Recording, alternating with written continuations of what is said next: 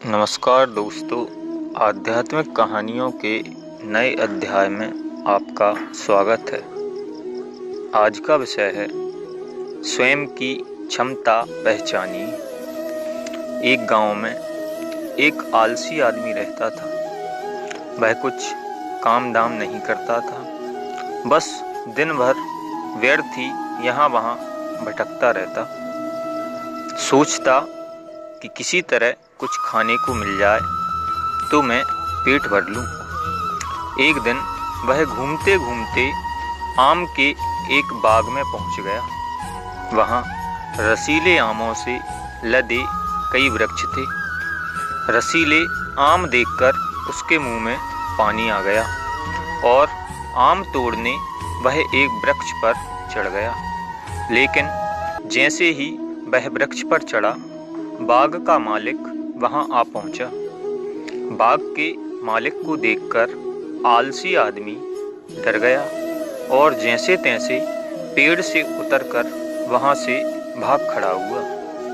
भागते भागते वह गांव से बाहर स्थित जंगल में जा पहुंचा।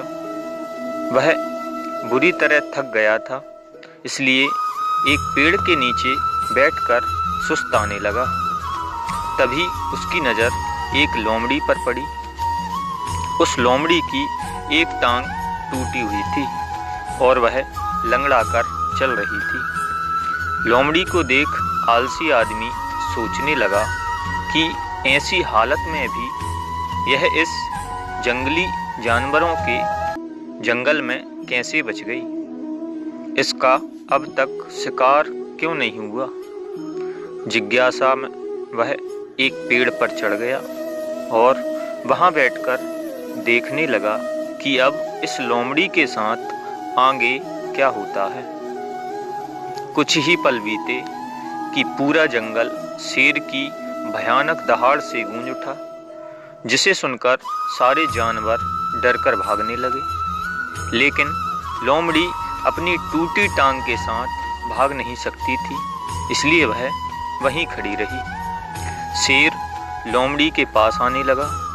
आलसी आदमी ने सोचा कि अब शेर लोमड़ी को मार कर खा जाएगा, लेकिन आगे जो हुआ वह कुछ अजीब था। शेर लोमड़ी के पास पहुंचकर खड़ा हो गया और उसके मुंह में मांस का एक टुकड़ा था, जिसे उसने लोमड़ी के सामने गिरा दिया। लोमड़ी इत्मीनान से मांस के उस टुकड़े को खाने लगी।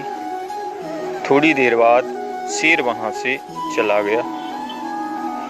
इस घटना को देखकर आलसी आदमी सोचने लगा कि भगवान सच में सर्वे सर्वा हैं। उसने धरती के समस्त प्राणियों के लिए, चाहे वह जानवर हो या इंसान, खाने पीने का प्रबंध कर रखा है। वह अपने घर लौट आया। घर आकर वह 2-3 दिन तक बिस्तर पर लेटकर प्रतीक्षा करने लगा कि जैसे भगवान ने शेर के द्वारा लोमड़ी को भोजन भिजवाया था, वैसे ही उसके लिए भी कोई ना कोई खाने पीने का सामान ले आएगा। लेकिन ऐसा कुछ नहीं हुआ। भूख से उसकी हालत खराब होने लगी। आखिरकार उसे घर से बाहर निकलना ही पड़ा। घर के बाहर उसे एक पेड़ के नीचे बैठे हुए बाबा दिखाई दिए। वह उनके पास गया और जंगल का सारा वृतांत सुनाते हुए बोला, बाबा जी, भगवान मेरे साथ ऐसा क्यों कर रहे हैं? उनके पास जानवरों के लिए भोजन का प्रबंध है, लेकिन इंसानों के लिए नहीं। बाबा ने उत्तर दिया, बेटा ऐसी बात नहीं है। भगवान के पास सारे प्रबंध हैं, दूसरों की तरह तुम्हारे लिए भी।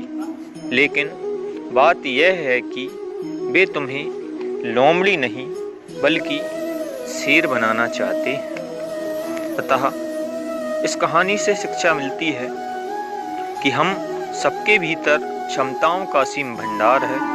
बस अपनी अज्ञानतावश हम उन्हें पहचान नहीं पाते और स्वयं को कमतर, कमजोर समझकर दूसरों की सहायता की प्रतीक्षा करते रहते हैं। स्वयं की क्षमता पहचानिए, दूसरों की सहायता की प्रतीक्षा मत करिए। इतने सक्षम बनिए कि आप दूसरों की सहायता कर सकें। कहानी पसंद आई हो तो हमारे YouTube चैनल को सब्सक्राइब अवश्य करें। जय जय सिया राम।